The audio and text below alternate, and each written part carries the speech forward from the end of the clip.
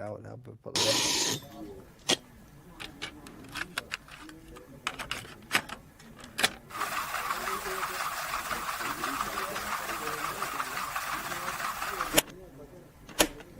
Have you seen that replay, buddy? Alright, man, I'm done talking to you. You can't be done talking to me right here facing me. I back. Trust me, I back.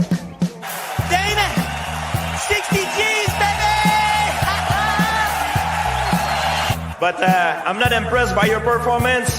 It's normal. Come on, guys. It's normal. You'll do nothing. You'll do nothing. I'm the man of the hour, Joe. Too sweet to be sour. What you see is what you get, and what you don't is better yet. I'm the women's pick. I'm the men's regret. And if you win against Chael Sonnen, you made a bad bet. I don't have much left to say other than you have seen nothing yet.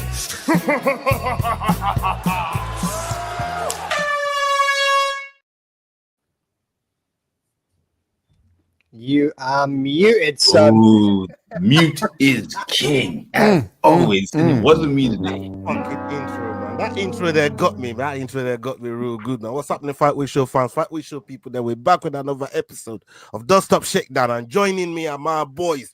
We got Olin in the house. We got McDane. We got Cross and Yao. How you fellas doing? Let's start with Cross. How you doing today, my bro? Man, I'm doing good. Ready to chop it up with the boys, man. Always look forward to getting on here with you guys, and let's get to it. Yeah, man. Yo, I did your fuck up. I emulated it today. You know what I mean? I came in with the mutes. But how you doing, my bro? Look, all I can say is I got the trucker mustache like Strickland because he managed to go 5 rounds with my boy DDP. Let's go. Dust up, shakedown. Yes, sir. Olin, how you doing, sir? Man, another beautiful day in paradise. You know me. I'm always smiling, always happy to be here with the boys. And I gotta say, Yao, you are just doing it real big with that mustache. You rep it better than Strickland ever could, my friend. Yeah, bro. You're right about that one, man. Like you said, he carries it well. And McDane, Mr. New Computer. Mr. Back in Business, boys. Mr. Back in Business. Honestly, I walked into the shop and hugged this thing. I was like, oh my God, where have you been? You know what I mean? Like, for the last week and a half. And then everything I learned from downloading Adobe a couple of weeks ago while signing up to Adobe has gone out of the window. I had to message Leroy before. I'm like, bro, you're going to need to give me another tutorial again because I forgot everything in the time that I've not been able to do it. But hey, we're back. The show must go on, so let's rock and roll and get carried into this bitch. 100%, the show must go on. And salute to everybody that's locked in on live, everybody that's locked in on playback. If you're watching on playback live, make sure you're jumping in, following all these guys, making the walk, S-Dogs, MMA crossover, Head Kick Pod, MMA normally, the Rambling Dad. You know what I mean? Make sure you're showing love to all these guys and their platforms. Now, we've got some videos to go through this week. A lot's been going on. And this is on the aftermath as well of 312. So we're going to see a few of this video that Leroy has put together. He shot us today. We got 4 videos, but we have to add more to it. You know what I mean? Leroy, man, get your shit together, bro. Okay. We got this first video right here. Let's see what they're saying, and I'm going to come to you guys to get your take. Here we go. Khamzat offers 1 million rubles to anyone that can submit him. Khamzat Chimaev has demonstrated he's a smashing machine on the ground. Well, now the undefeated middleweight has proclaimed he'll give anyone 1 million rubles if they can crack his defenses on the mat as well. Chimaev has buzzed the MMA world on account of his powerful takedowns, vicious ground and pound, and of course his nasty chokes. Case in point, Boers crushed several of Robert Whittaker's teeth with a choke attempt this past October. Well, it's being reported that at a recent press conference for an ACA event, the Chechen fighter said this: "Anyone who submits me during training gets 1 million rubles from me. It hasn't happened in a long time. When I'm fooling around with young guys, I give up my neck, but when we have a serious grappling match, I offer 1 million rubles to anyone. Let them come to the gym and try." Who came closest to submitting me? The guy sitting next to me, Vagayev. I won't point fingers or it'll be his moment of fame. This prompted MMA reporter Yogi Kokashvili to call for a grappling match between Chimaev and Roman Dolidze. What's interesting about this is that back in 2023, there was a report from BJJ.com that Dolidze and Chimaev had rolled at Extreme Couture in Vegas, and that Dolidze caught Boers with a leg lock. The story cited Merab Divashvili as the source. All that aside, Dolidze has also challenged Chimaev to fight in the octagon. But given that Borges is ranked number 3 in the middleweight division and is expected to fight for the belt next, that scrap probably isn't happening anytime soon. Okay, I'm gonna come to Cross. Is Wolves Boss's biggest fan. What are you thinking about this challenge that Chimaev has put out in terms of somebody submitting him in a grappling match? Personally love it. I mean, if you think about it from a marketing standpoint, it's phenomenal because it gets your name out there. It's going to get casual people that don't know anything about the game interested because just there's money on the line. And then on top of it, his fans and then the detractors are going to have something to say. So I absolutely love it. I think it's smart and it only gets you in the news, and marketing is such a big part of the fight game. Thank you, Owen, for doing that maths. Hey, I was about to ask, how much is 1 million rubles? Yeah, to go see what that is. And then when it big numbers guy, big numbers guy. When it threw one around with young men, I was like, pause. Obviously, we're in the middle of that clip, so it couldn't be said. Yeah, Magdane, let's stick with you, man. I mean, we now know what 1 million rubles is. It's not really that much for somebody that gets paid in dollars by the UFC. You know what I mean? I thought really put your money where your mouth is, man. I offer $1 million. You're gonna see a line of queue in front of that gym trying to roll in and get their shot submitting balls. But do you think that, in terms of his submission game and stuff like that, and we've seen what he's capable of doing, do you think he's batting more than Ekuchu there?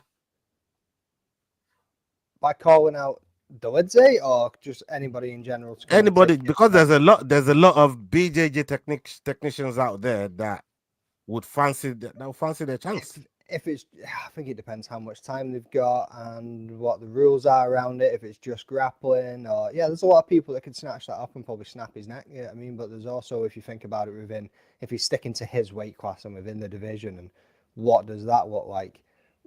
That little week of he had his neck taken, like that's Rolls. Yeah, I mean, Rolls can always go one way or the other. It's not always going to be him absolutely dominating somebody.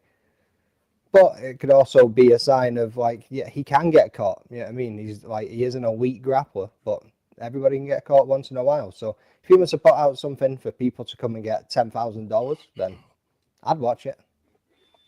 Yeah, man. Would you try? But a try for 10 minutes. I was just gonna come to the man that like to challenge fighters on some crazy shit. You know what I mean? I'll sign that wafer. Yeah, I'm like, woo, get me in there. But you only get the money if you submit him.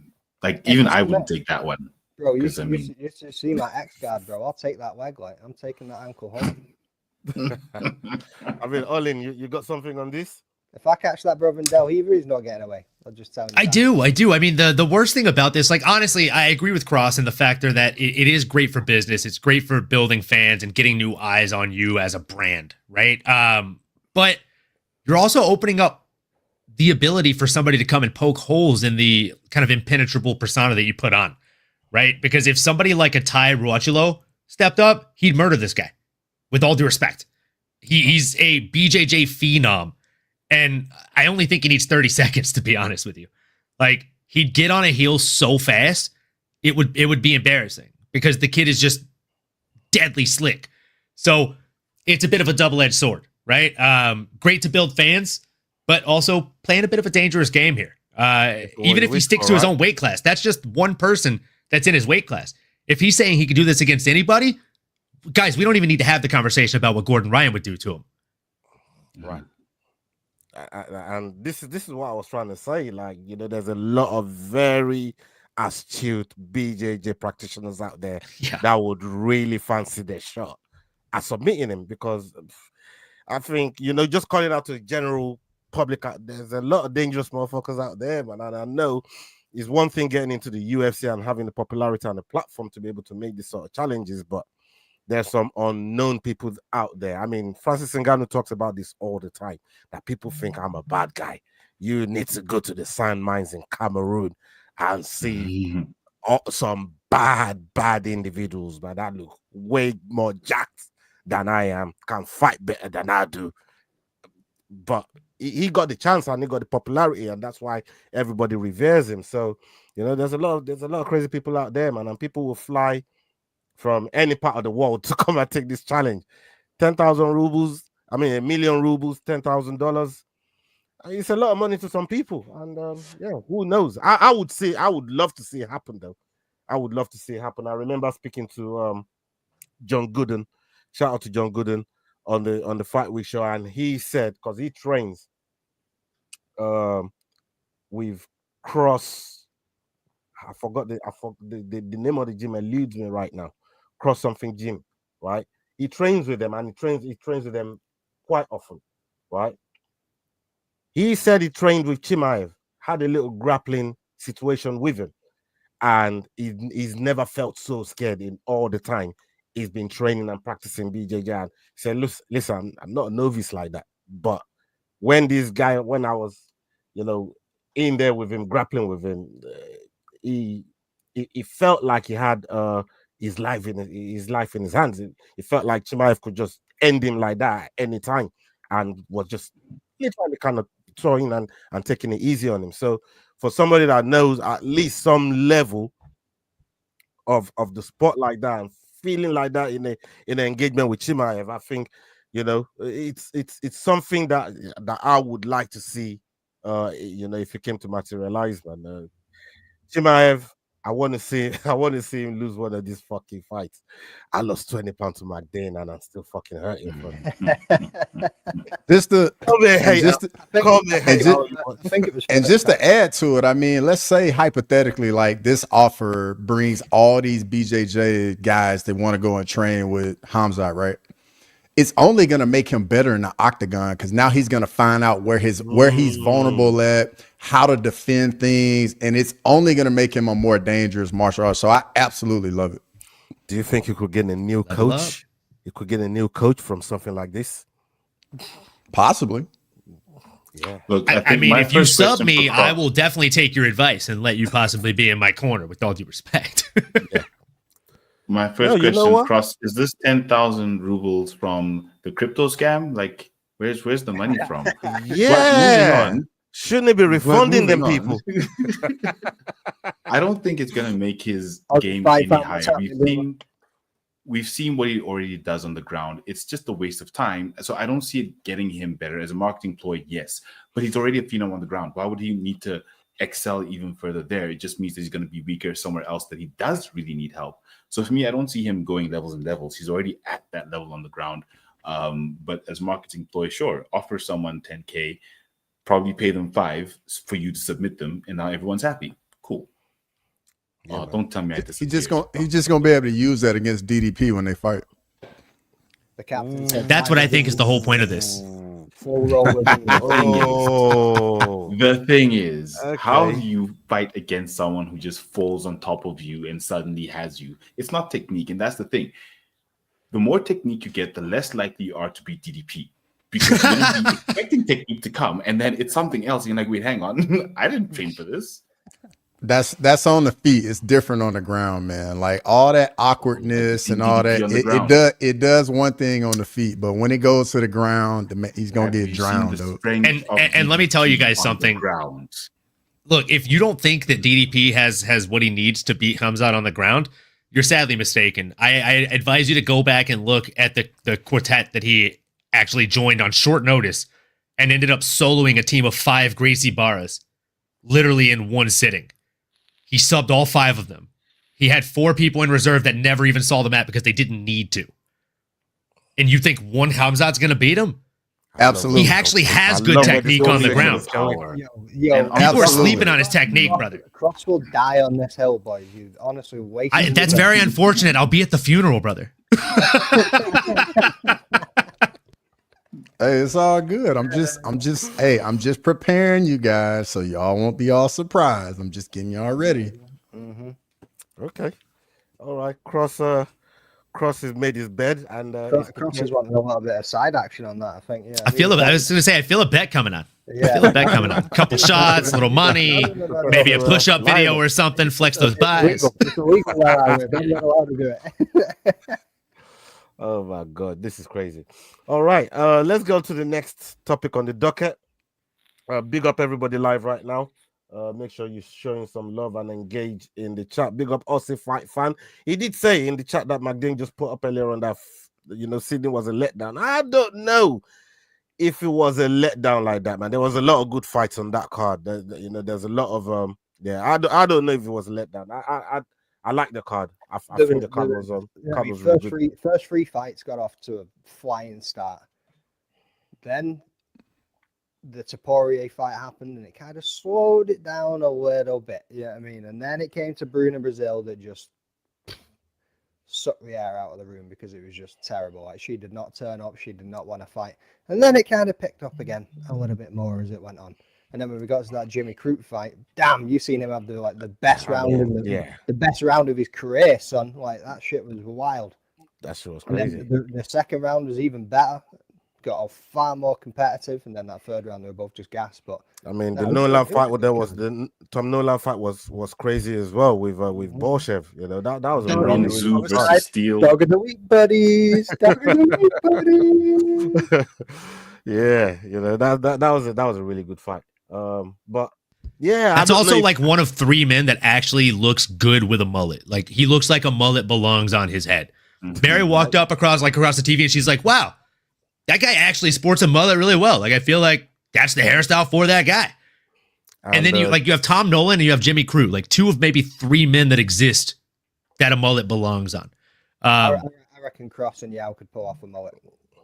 Yeah, I'm here to see, especially Yao with that mustache. Yeah, I actually need to see the mullet now. Yeah, I like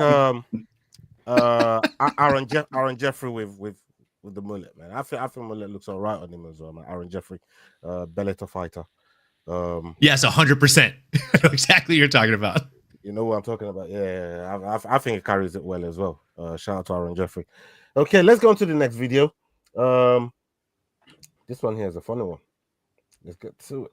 Paddy Pimblett reveals next UFC fight. Paddy Pimblett has reported several times in recent weeks that his next fight will be announced soon, and in a recent video from Paddy's YouTube channel, he dropped a huge clue as to when it'll be. Paddy has not competed since July, when he choked out Bobby Green in jaw-dropping fashion. More recently, Pimblett has said he'll be returning to the cage soon, and in a recent video that went out via his YouTube channel, Pimblett said his next bout is 10 weeks out. I've got an opponent and it just needs to get announced. Getting right back into it, started the diet yesterday, 10 weeks out, so I'll make weight easily. The belief was that UFC 314 will take place on April 12th in Miami, so many are speculating that this means Pimblett will be heading to Florida for his next fight. During UFC 312, it was announced that UFC 314 will go down indeed in Miami, Florida on that date. Initially, there was extensive speculation that Pimblett could have been booked for the UFC's next card in London, England. But that card is set for March 22nd, so unless Paddy posted an old video yesterday, he's likely to be on UFC 314. So who could he fight?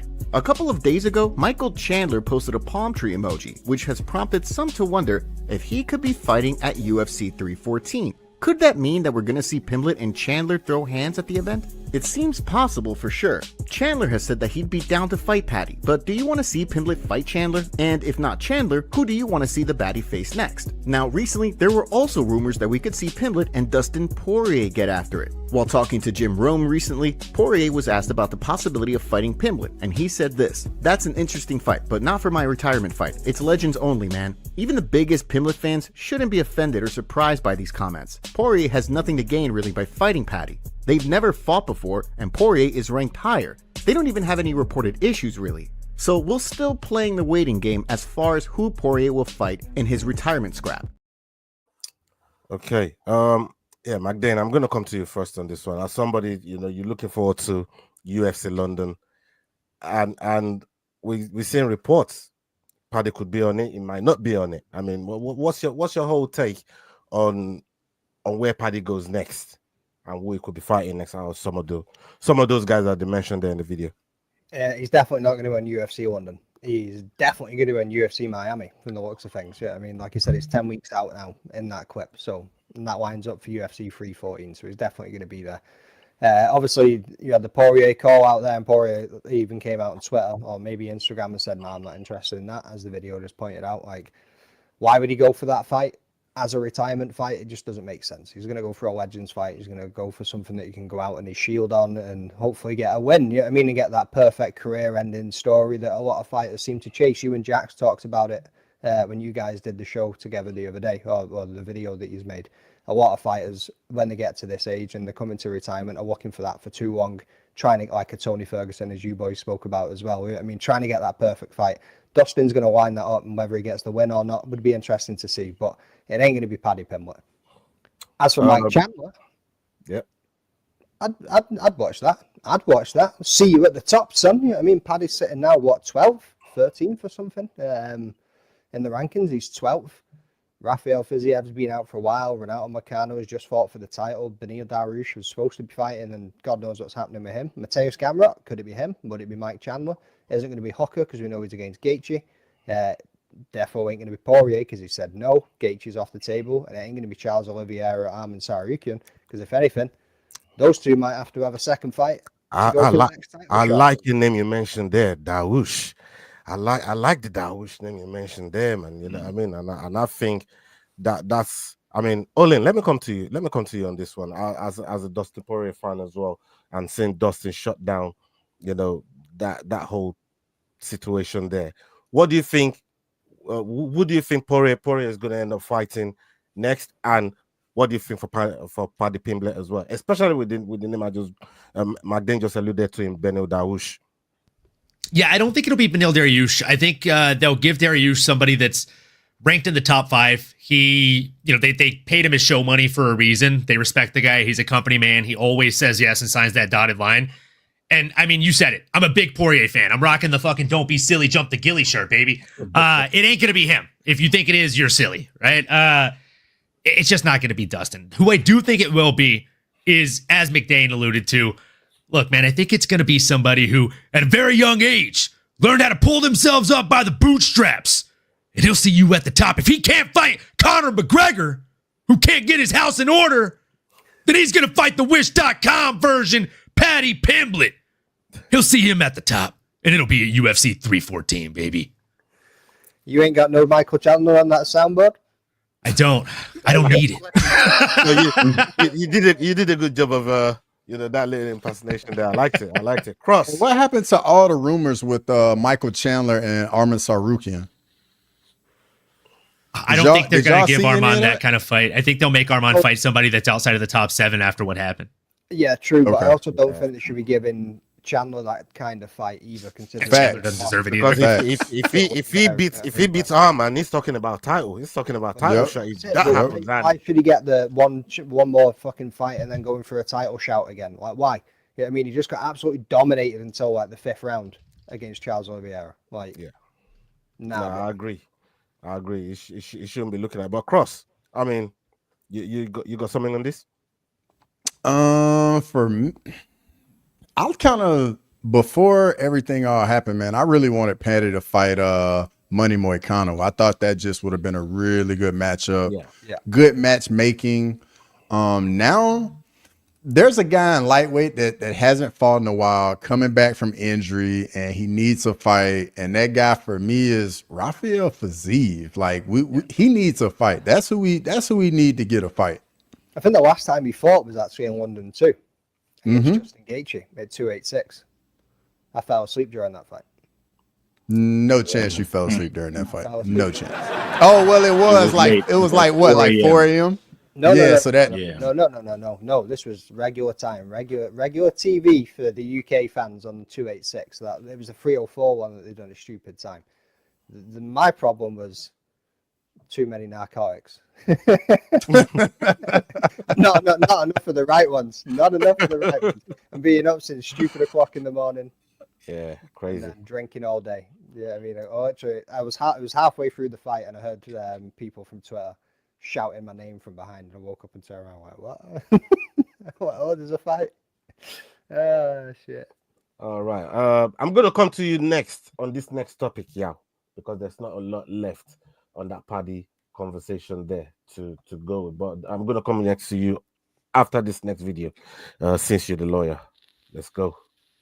Joaquin Buckley calls out Conor McGregor and Marvin Vettori for comments. Following Conor McGregor's most recent controversy on the comments made about Khabib and his choice of words, Joaquin Buckley is calling him out. Not only that, Buckley is asking questions about the MMA community and has made it clear he has some serious issues with Marvin Vettori as well. In recent weeks, McGregor's long-standing rivalry with Nurmagomedov has spiked all over again, in large part due to the PFL fight between Usman Nurmagomedov and Paul Hughes. The PFL promoted the fight as a Dagestan versus Ireland matchup. More recently, McGregor made headlines once again for all the wrong reasons when he used the N-word during a lengthy social media rant against Khabib and his family. McGregor immediately came under fire for the comments, and that included blowback from Buckley. But Buckley proceeded to explain in a video that he felt obligated to respond to McGregor, in part because he was surprised other fighters like Daniel Cormier didn't do so. I just want to figure out why was it so comfortable with Conor McGregor making that post and saying what he said.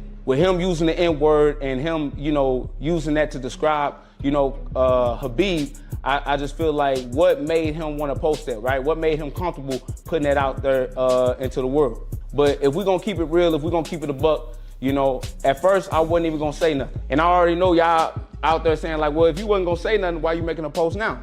Because I thought somebody else would pick up that torch and speak out about it. Now, you guys seen my post on X, and I wasn't picking on DC, but I really thought that DC was gonna be open and be able to speak about this moment because of his relationship with Khabib. Buckley also went on to explain his issues with Marvin Vettori. The welterweight relayed it stems back to Vettori giving him a hard time when Buckley did not want to spar him at Extreme Couture just days out from his next fight. But now that Vettori also used the N-word in a social media post and made light of doing so, Buckley made it clear he's not going to forget about what the middleweight did.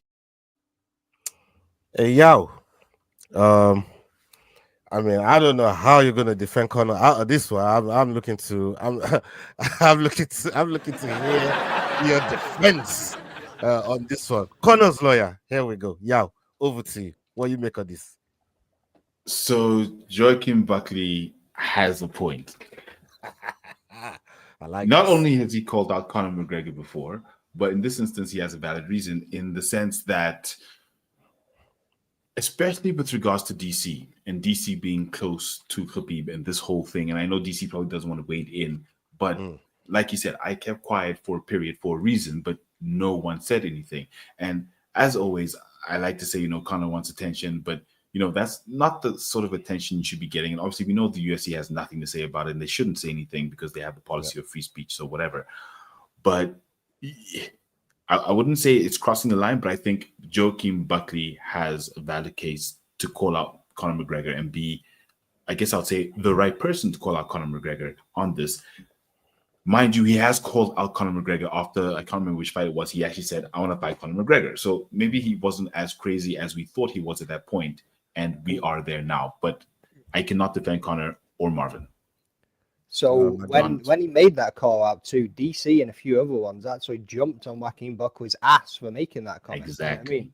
But then Conor's allowed to slide, dropping M-bombs wherever he wants because of a cocaine-fueled social media rant. You know what I mean? Like, what? Like, DC. Yeah, so I agree. DC should have said. You'd expect DC to say something about that, especially like you said, with the relationship with a lot Khabib. of the community to say something. And I don't mean, when I say community, I don't mean the fan base community. I mean like staff, you know what I mean? So- or other fighters or whatever to jump in and do He's mad wrong for that. Not to defend Mad DC in this one, I will say like he was in attendance when that call out happened, right? Wasn't he the guy holding the mic to Joaquin Buckley when he called out Conor McGregor? So in that moment, he's reacting to the call out because he's saying it to him. I'd like to believe, like, having met DC grew up in freaking Louisiana, which is not the most nice, race-fueled place. Sorry to cut you, Ole. Joaquin already had a bee in his bonnet with DC because of bad commentating.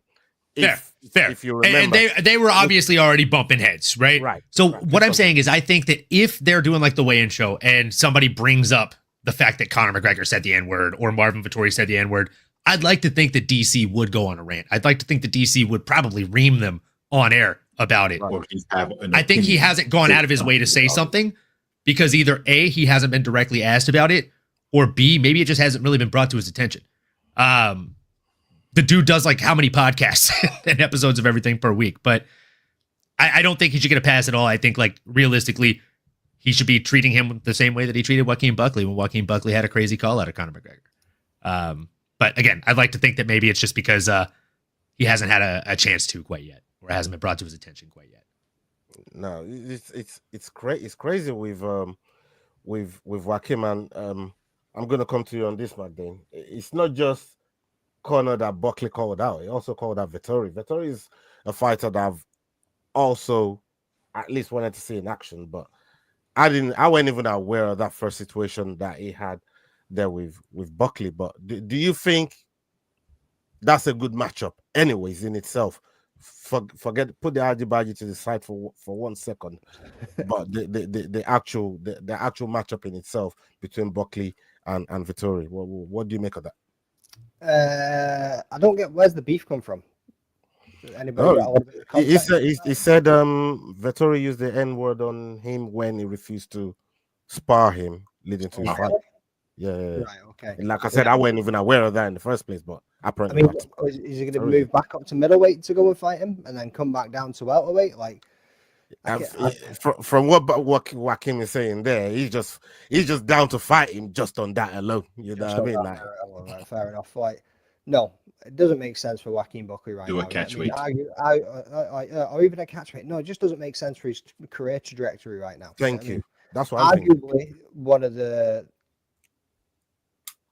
biggest names coming out of 2024 that kind of went unnoticed because of some of the heat that he got, I suppose. Like the fights that he had last year, the record that he went on, the streak that he went on, he was probably one of the best fighters of 2024, and he didn't get the credit for it at all. A few of us did mention him, you know what I mean, but didn't get the credit all round that you'd expect. I don't think right now moving back to middleweight or doing it at catchweight is the right thing for Joaquin Buckley to go and do. He needs to keep pushing forward and keep doing what he's doing in welterweight.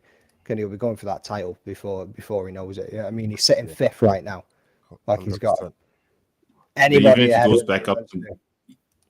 Even if he goes back up to middle, he still keeps his fifth spot. There's no chance of losing it, and he gets to fight Marvin. So it's almost like Lionheart. Like, let's fight. Yeah, and no, because what if he goes and loses that? He loses stock. Exactly. I was just going to say that. He loses momentum either way if he loses the fight. It doesn't matter if he loses his number. Mm-hmm. You know, he's going to lose momentum. Yeah, but then he's got more. And we've seen number 12 get a title shot. We saw it how many weeks ago, right? Like, it really matters kind of what you've done lately and what the fans think of you lately. Everyone at the arena was chanting, money, money.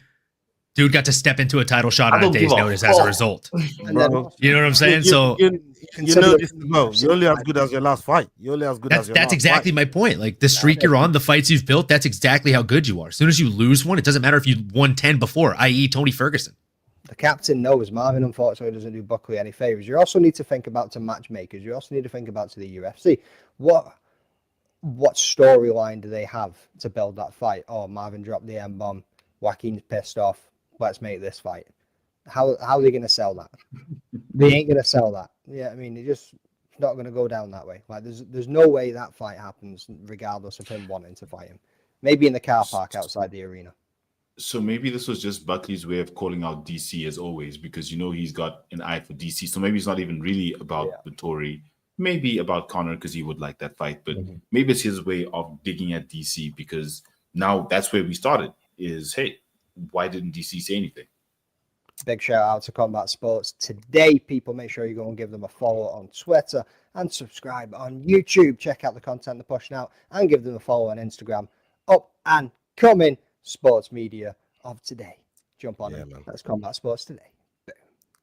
Nice plug there for Combat Sports today. Big up yourself. Thank you for joining us this evening.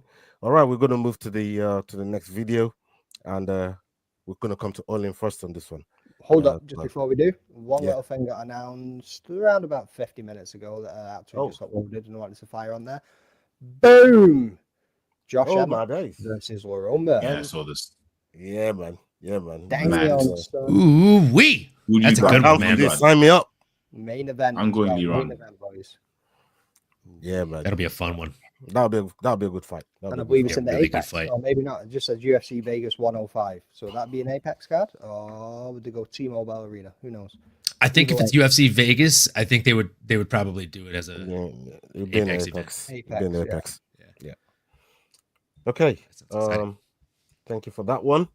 Right, let's get to this video here. What's next for Dricus du Plessis after UFC 312 win? Heading into UFC 312, the growing feud between Sean Strickland and Khamzat Chimaev got almost as much coverage as the card's headliner. But Dricus du Plessis made sure that Strickland and Chimaev are not gonna fight. Well, not anytime soon anyways. From the opening bell, DDP came out pressuring with a mixed arsenal of strikes while Strickland tried to counter with his jab and right hand. As the fight wore on, it was clear that DDP was pulling ahead. Strickland seemed to be stuck in first gear, even though his corner pleaded with him to be more aggressive and to mix up his attacks. Once du Plessis broke Strickland's nose in round 4, it seemed pretty clear no belt was going to change hands. After 25 minutes, all 3 judges awarded the fight to du Plessis. Given that Dana White has said that Chimaev is next in line for a title shot, all signs point to DDP fighting Khamzat. How do you see that fight playing out? And are you happy it's going to be du Plessis versus Chimaev, rather than Strickland versus the undefeated middleweight? Dana White reacted to the fight during his post-fight presser, saying that he agreed that Sean Strickland never made it out of first gear, and had this to say. Sean is usually really good at shutting people down. And like Izzy, when he fought Izzy felt like it looked like he couldn't get into a rhythm, and he was in his face, pressuring him the whole time. Feels like that was what Dricus did. I'll tell you something fascinating that I noticed tonight. The way that he acts leading up to fights, right? Normally when you have people who act the way that he acts, you see signs of it in a fight. Who is more focused, professional, and solid in a fight than he is? You know, when he gets hurt, no sticking out the tongue or no, that didn't hurt me, anything. The guy stays focused, keeps coming forward. There's never any hint of how he acts outside the octagon when he's in there. Absolute professional the whole time. Nina shared a video between Strickland and DDP backstage after the fight, showing each other respect. Hey, day, man, we talk about but you're bad. I gotta go to South Africa, man. I've actually been to a Durban once. I love it. Is that your woman? Hey, I don't want my bloody, but you got a bad mother right there, man. I appreciate it. Whenever you're please. Toughest African I've ever met. Right here, really quick, guys. Thank you. Following the scrap, du Plessis also appeared to call out Alex Pereira, who was in Strickland's corner. Those two have talked about fighting in the past, and du Plessis has also said he'd be interested in moving up to 205 to battle Poatan. Alex Pereira called out DDP after his win last night and challenged DDP to a super fight. Full Send MMA got the exclusive interview up on their page, but in summary, Alex wants a super fight with DDP at 205, and DDP agreed while they were backstage. DDP then confirmed he accepted the fight during his post-fight presser and confirmed he'll fight Khamzat first before making the move. But yes, I want to share the octagon with that man. I want to be a guy. I've beaten Adesanya. Who's beaten him? I know I can beat him. And at 205, 100%. Up to you, and he came to. No, Khamzat's first. Khamzat's first. Khamzat's first. No, I wish him. I said, please beat Uncle Live. No hate against Uncle Live. I just want to beat Alex Pereira. But Khamzat's next. Khamzat is next. I want to make sure that this belt, the middleweight title, that there's no question that I'm the GOAT. Pereira and DDP win their next fights, you never know. Maybe we will see those two throw down in the coming months. Olin, there's no question that I'm the GOAT. Hey, listen, you're gonna get your time on this, but I gotta come to Olin first because I know Olin fucks with DDP as well, big time. So big time. I mean, from there's a lot to unpack there, but looking at that video, there lots of respect shown between Sean and DDP there, which generally that's always the case when the fighter bests you in the way that DDP did it. But looking at that and what Dana was saying, do you give Sean any credit for the way he acted, or because I'm hearing from some other people in one of the videos that we're going to play in a second, we're going to mix both of them together, which will come to my then. Do you think do you give him any respect for the way he performed in that fight? I mean, do I give him respect? Yes, because he didn't go down. He was resilient to damage, and he, as we usually say, took him on the chin. He took him on the nose too. I mean, he got his nose completely obliterated. Been there, done that. Not a good feeling. And being able to continue fighting throughout a round and a half with a broken nose, that's tough. That is the definition of tough, right? But I can't give him respect for the game plan that he came in with. And it seems like Eric Nicksick did give him a different game plan coming in, and we'll get to that. But, I mean, the way that he fought, just he showed zero improvements. And I said this going into the fight. I said, in his previous fights, it hasn't really looked like Sean has shown any improvement since the DDP fight originally, whereas DDP has shown leaps and bounds of improvements on his end, which is why I thought this fight was going to go similar to the last fight, but even worse towards Sean Strickland, which was exactly the way that it played out. And that's the reason I'm so excited to see Khamzat versus DDP, because with all due respect, that's the fight we should have gotten last Saturday. That's the fight everybody wanted. That's the fight everybody was calling for. If you ask 100 y'all people, didn't want that fight. Y'all didn't want that fight. Khamzat versus DDP? He didn't want it. I tried to convince him after DDP's last Brother, week. if you ask 100 people if they wanted that fight or DDP versus Sean Strickland too, y'all would have been the 1 out of 100 that said that. No. I'm here to tell you, bro. South African man defend himself. Because he had to prove that Strickland was nothing, that he actually won that fight. And he won that fight without any injury or anything. And that was really the point. That's why he had to take that fight and take it now to get the Khamzat quickly. Because otherwise you have this showing, hey, DDP never beat me. I mean, that guy I mean, you don't need that in your career. You don't need that. So he needed that fight first. Take Sean out, shut him up, and then move on, which he's done. So now he moves on to Khamzat, and he's going to submit him. Yeah, well, you can't just say he moves on to Khamzat and he's going to submit him. You know what I mean? Like, that's what's going to happen. Mark these words. 41 minutes into episode 79 of Dust Up Shakedown, DDP submits Khamzat. Hey, McDane, do you think DDP is entering GOAT's conversation, at least for middleweight, especially if what Yao's saying ends up happening, and then maybe going to see somebody like Aris Pereira, because he wants to leave no doubts? I think he's on his way, but you also need to consider who's in the division at that time and who they're facing. Not just always won X amount of fights is the GOAT. It's who's the one X amount of fights against. Yeah, you're always going to ride the fence on this one, dude. You're a dick rider. But he's beat Strickland twice. He's beat Izzy at the end of his career. Yeah, I mean, on the fence or like the fences. He beat Bobby Knuckles on the way up. He beat Bobby Knuckles on the way up. I'll give him that one. He beat Darren Till. But Darren Till was also washed and came back at that point after, yeah, I mean, no, Dricus washed him. Rushed through. And also Dricus beat Bronson. Yeah, I mean, so, like, I mean, dude, he beat Darren Till after, like, Darren Till, he should have wrecked him in the first round, and Till came back and gave him what's what, like, for the rest of that fight. Yeah, I mean, and again, that was before he had his operation and sorted his nose out. All I'm saying is I don't think he's middleweight GOAT yet. I think if he beats Khamzat, he's pretty close, and then he's got to go there and beat somebody else. I think you've always got to consider who they've gone up against. Then you look against Izzy, defended his belt 3 times a year for 3 times a year for 5 years, and look at the people that he went up against and the fights that he had. You then need to go look at Anderson Silva and look at who he had fights against and how he defended the belt. Yeah, I mean, like, yes, he is on that trajectory. Yes, he's on that path. Is he there yet? No. Is there substantial names in the middleweight division right now that will solidify that anytime soon? No. Maybe if he beats Khamzat, maybe if he beats... What if he beats Khamzat and goes up and then beats Alex? Yeah, like, bro, I completely disagree with everything you're saying, McDane. Alex at middleweight, yeah, I mean, but then, you know what I mean, there's Kyle Barrio who's on his way up. You know what? I like what you said there, because Hernandez that's on his way up. Like, if this brother can get through these people, I wholeheartedly think that if he goes up and beats Alex, he'll come back down and defend against Kaio. But Kaio still has to get 1 or 2 big wins in before he works his way up there to a household name. Like, and that is exactly why you bring up names like Anderson Silva as in the GOAT conversation, right? Because he didn't just do it at middleweight; he did it at light heavyweight too. He was knocking fools out at light heavy.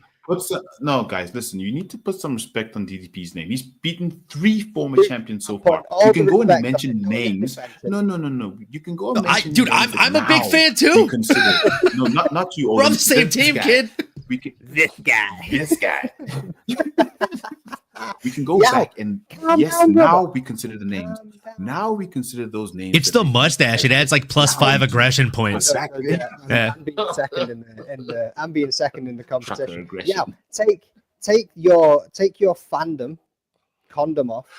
Step away from the line of DDPs. Yeah, I mean, we all know you have a bit of DDP.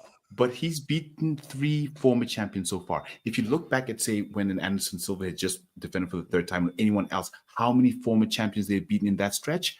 Not as many. So I hear you, but the fact is, in 10 years, when people look back at the names that he's defeated, they'd be like, oh, he beat that guy. The same way as we talk about those legends now. So that's what I'm saying. We just need to balance it, because at the time that they won those fights, the guys that they beat weren't legends. The guys, I mean, when he beat Bobby Knuckles, Izzy, who's Bobby Knuckles? Some guy who had just won? No, he wasn't Bobby Knuckles, the Reaper that he is now. So we just need to sort of balance. You can't say that. Yeah, that's so disrespectful, man. That's so disrespectful, dog. Putting respect on DDP. You can't. Yeah, you can't. He was the Reaper by the time he got to that fight. You can't say that, bro. My bad. Okay. You got to show some respect to Bobby Knuckles. Take off your guys. I do. I keep on throwing shade on Bobby. Sorry, Bobby. I love you. I do love you, Bobby Knuckles. It doesn't seem like it. It doesn't seem like you love him. You could have fooled me, bro. I tell you, man. You could have fooled me. Wait, one quick thing. Another thing is, look at what has happened to the careers of everyone DDP has beaten. What has happened to them afterwards? He derails them. Nothing. He has literally ended careers. Yeah. Literally. Look at Brunson. Look at Till. Look at Bobby Knuckles. Look at who's the other guy he just beat? Izzy. Oh, with all due respect to Izzy. Khamzat's doing the same thing to people, which is why their trajectory is like just 2 asteroids that are going to collide, brother. Like, I'm so excited about that. For that reason. I mean, Khamzat ends people's career. DDP ends people's career. I mean, what happens when they fight each other? With all due respect, Usman put fucking Khamzat in the hospital. Just saying. Brother, and I think DDP is going to do the same. I was just saying. Welterweight. You know what I mean? He put Khamzat in the hospital. Bro, even Usman started putting some respect on his name. What did he say? He said, we're no longer the 3 kings. Now we're the 4 horsemen. That goes hard as hell, bro. No, what do you mean? I said that a year ago. You better call your boy out because he stole you. He stole from you. Should have trademarked it. But McDane did say something, though, that was really, really important earlier on. Talking about being a GOAT in a middleweight and going to beat Alex at 205 doesn't make you the middleweight GOAT because you didn't beat Alex at middleweight. Don't you think that counts for? Don't that count for something in your eyes, or do you think him then getting, if he succeeds in beating Alex and being a double champ and having double champ status, does that then initiates him and really puts him and sets him aside from all these other champions that we're calling legends in Izzy and Anderson Silva, because both of them didn't really get a chance to be champ. Olin, that's for you. I think that's exactly what he needs to pull both of them into that stardom and into that conversation. If he goes up and he beats Alex, not only will he go up and become a champ, right? He'll also beat another guy that is in that conversation for like top 5, top 10 middleweights of all time in the UFC and in mixed martial arts in general. You're talking about a guy that had less than 5 professional fights before he was even being talked about to fight for the for the UFC title, right? And Alex Pineda. So if he goes up there and beats him, and again, it depends on how he beats him. If it's a close fight, I don't think that it pushes him as far as we're all talking about. But if he goes up to 205 and he puts hands on Alex the way that he just did on Sean, even if it's a decision, we've got to have that conversation, guys. It's hard not to. 100%. Yeah, only time will tell. But McDane, you saw in the video that we did with Jax, and talking about people wanting to move on into another division. Do you respect DDP for saying, "Hey, listen, I'm gonna stay here first. I want Chimaev first.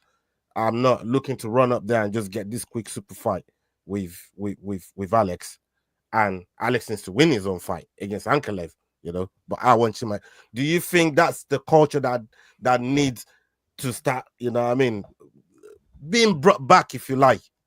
Champions talking about staying in the division and doing something there. 100%. Yeah, I mean, again, goes back to the conversation you had with Jax. Like, Conor did it. So everybody's like, oh, I'm going to do it. I'm not even going to defend my belt. I'm just going to move out. I'm going to make the next call out, and that's what I want to go and do. No, like, you need to stay. You need to be defending your belt. You know what I mean? He won a very, very close fight in that first fight with Sean Strickland. You know what I mean? He's then gone and beat Izzy. He's then came back and like absolutely dominated Sean Strickland and proved like, yo, that belt is mine. And then for him to actually sit there and say, no, I'm going to stay here and I'm going to fight the boogeyman in Khamzat and I'm going to beat his ass before I even think about moving anywhere else is commendable. Like, you can't say it's not. You know what I mean? And if he beats Khamzat and decides to stick around and do another fight, it's even more commendable. You know what I mean? He's actually earning his keep. You know what I mean? That's pretty much it. As Jack said, Jack made let me just say this. Jack's made a very, very good point about the value of a UFC belt. These people that are winning a belt and moving on for a double champ status, or winning a belt, defending once, and then moving on for a double champ status, it devalues the title. Like, what is the notoriety of having a UFC championship belt if you can just drop that and go for another one? Like, there isn't. Jack's absolutely nailed it when he said that. So for a value perspective, of I have this belt, this is who I've beat. Come and take it off me, but first I'm going to go and deal with that man, and then I'll come back. Yeah, you was going to say something, yo? Can't shout at me this time, bitch. No, I don't remember. It's cool, but undefeated. You started saying. All right, okay. You came in with undefeated. Let's look at this. Oh yeah, don't forget he's undefeated in the UFC. Let's look at this next video here. Magden added it just before we came on air, and I'm going to come to you, Magden, first on this one. Let's go. So obviously in the aftermath, there's been a lot of criticism thrown his way, in large part because he's such a boisterous and kind of outspoken, outlandish personality, but he also, not just when talking about regular stuff, if you want to call it regular stuff, politics and all this stuff, he says things like he's going to fight to the death. And obviously that's not really what we saw on Saturday. Do you think that the criticism is warranted? Do you think that it has been fair? Yeah, of course. I do. I do. I mean, we have to be real. Like, it just was a very underwhelming performance in an opportunity to fight for a title. There's people in this sport that never even realize that potential to ever even be an opportunity to fight for a championship. That should be enough to get you motivated, to get you off the couch. So, it just to me was we didn't perform. So that's all. It's on all of us. It's on me as a coaching staff. It's on Sean and I think he needs to evaluate what he wants to do in this sport. If it's just to make money, then that's great. Let us know. I want to coach world champions. So my motivations are different, so I think that, just to kind of show up and do that and not really back it up, just to me was just kind of uninspiring. Hey, Magden, you put this video among some of the topics that you wanted to touch on today. What do you make on Nicksick? Eric Nicksick being like scathing of Sean Strickland's performance there, because he's not blaming the staff. He's not blaming the staff at all. I mean, sometimes it's just one of those things. You can go out and there's two dudes locked in the cage, and that it was DDP that good that he shut him out because he knew the style. Yeah, he probably needs to mix it up a bit, but I thought that was a little bit out of pocket for Eric Nicksick to come in there and talk like that and really undermine his fighter that literally got him to a title before. You know what I mean? Eric Nicksick ain't in there fighting. Yeah, you might be coaching him, but you ain't putting your fucking face on the line, son. You ain't putting your nose on the line like he did going in against DDP and carrying on going for another 5 rounds. 4 rounds after that got broken. And broken again after he tried to fix it himself in the middle of the fight. You know what I mean? Like, to stand there or sit there, maybe not even having this conversation with Sean before, we don't know, but to be sitting there and be like, I want to fight. I want to train world champions. Like, good for you, son. World champions are 1 in 100. You know what I mean? You ain't always going to fucking come around and get them. So you can't like nitpick. Hey, Eric Nicksick with the nitpick. You know what I mean? You can't be doing that shit thinking, oh, I'm only going to train world champions. I'm only going to train world champions. What, are you literally holding that standard to every single person that you're going to coach? Because that's a shitty mindset, a shitty leadership style. You know what I mean? Like, you want to try and do that, you ain't going to motivate anybody. If somebody comes into your gym and they just want to get better at their craft, and you're going, nah, son, I only want to train world champions, go away. Ain't nobody going to want to train with your son. You know what I mean? Like, nah, I don't agree with how he went about that at all. I understand what he's saying. He wants his fighter to have the motivation to reach that goal, to have the aspiration to go for that. But talking so shitty about his performance when it's just one of those things. It could be one of those nights that happen. The staph infection, as people were saying in the chat, could be a thing. But even Sean never came out and said anything about it. Sean was very, very respectful after the fight to DDP. You know what I mean? And said, like, the fucking strongest African he's ever fought, or strongest African he knows, or whatever it was that he said about him that we've seen in the clip before. You know what I mean? Like, nah, Nicksick was out of pocket on that one. Yeah, you wanted to say something there, and you can talk about the clip you just seen. Yeah, I think one thing is with how he said it, he might have had a conversation with Sean where it might have come across that it was about the money. Because for him to say it like that, it doesn't really sound like it came out. Even if it's about the money, I say this all the time. These guys are prize fighters. Money first.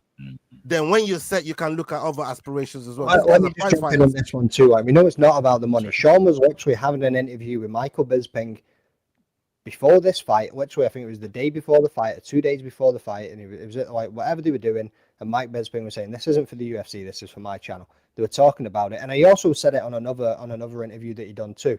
He has made money. He even said, "I can retire now and go and do whatever the hell I want to do and have fun. I just love fighting, and this is what I like doing." It's not about the money. So for Nicksick to come out and say something like that, does he even know Sean Strickland is? Does he even know his fighter on that personal level that he thinks he does? If he's going to come out and say something like that, when you know down well it ain't for the money. Like Sean would fight you over a fucking cheese slice outside McDonald's. So Sean would fight you for fun, just because it's Tuesday. Like he just likes to fight. That's who he is. I completely agree with you, McDane. That was completely out of pocket. The best comparison to this is like if a manager in a restaurant walked out and completely reamed a server in front of all the customers. It's completely uncalled for. You do that shit behind closed doors at the gym. So question, we see that in football all the time. This is a different sport. It's more of an individual sport, so it's not quite the same. Team sport, sure. In comparison, we do accept that the team or the players are equally as responsible. The coaches can say, listen, if this dude doesn't want to play, he's got to go. So in this context, can we not apply the same sort of reasoning? Although, look, I personally, I disagree with Nicksick. You don't do that. Why would fighters want to come to you and, get that sort of treatment? It doesn't make any sense. But from the perspective of sports, and like you said, Ola, prize fighting, why not? And he's a former football coach, right? Like that's his background in Eric Nicksick. That's why all of my friends that love football are like, this guy's the best coach I've ever seen. Just the way that he visualizes things is so different, so unique. He coaches it like it's a football game. And that's all fine and dandy, but he's coaching fighters like they're football players. And that's not fair because it is an individual sport. It's not a team sport, is what we're all taught. But at the same time, he has how many people in his training team, how many people in that staple of roster that are helping him get ready day in and day out. If one of them isn't showing up on a high level, neither can he. And maybe they all did show up on a high level, and maybe he just came in flat. Maybe he had an off night. But to me, it looked like from the start, he came into it with the wrong game plan, and that starts with the coaching staff. And either way, even if you did everything right as a coach, if my name's Eric Nicksick and I'm waking up every morning and pissing excellence, I still am going to have that conversation with my guy behind closed doors. If he's indeed my guy. If he's not a piece of crap that I don't care about, that's not a conversation to have on the Helwani show or on any show. That's a conversation to have in my office with my fighter. And before I pass the baton, real quick, guys, he said the dumbest, most asinine thing that pissed me the hell off that he said is, look, I only want to train champions. If you don't want to be a champion, there's the door. Cool. So is Jared Gordon a champion? What about Brad Tavares? Chris Curtis? Big champ, yeah? Big champ. Manel Kape? Maybe, but not today. Paul Felder? That ship sailed. Love him as a commentator, but not a champ. I mean, the list goes on, kids. So, miss me with that, man. You're upset that you lost. And your guy lost. The one guy that made you championship coach. Take a step back and realize that, you still got a golden goose as long as you help him grow. But doing things like this, you're just going to have him move on to the next guy, like a Javier Mendez, who at one point had a wall of champions in the Red Room. And he's never spoken bad about any of them once they lost the belt. Not once. Like, personally, it's just poor leadership. Complete poor leadership from a coach. Yeah, I mean, from a head coach as well. Yeah, to go out there and just badmouth his own fucking fire. Okay, people. Hey, we've had a long hour of a dust off shakedown. Salute to every single one of you. Olin, Yao, big up yourself. McDane, thank you very much for pulling up tonight. And yeah, you got a nice test run of your computer as well. So we know a lot of content is going to be rolling out from you. And once I get my head around Adobe again. You will, brother. You will. You know what I mean? You will. Yeah, man. And big up everybody that stayed up with us so far. Salute to every single one of you. Big up yourself. I know Liverpool and Everton are playing tonight, so a lot of you are going to be watching. So if you're watching on playback, please make sure you're dropping a like. Make sure you're dropping your comments, what you think of the topics that we spoke about tonight, and make sure you're following all the names in the description and scrolling down the bottom of the screen. And people, Friday we're going to be back with a prediction show. I'm not going to be here because I've got some spousal duties to do. Holidays that my Dane done dabbling, all in done dabbling, you know what I mean? But yeah, I've been called out to duty, so McDane's gonna be here, but I'll be handing in my predictions for that. So make sure you're pulling up on Friday to join us for the prediction show. And yeah, people, up onto the next video. Hasta la vista. We're out. Salute. Peace.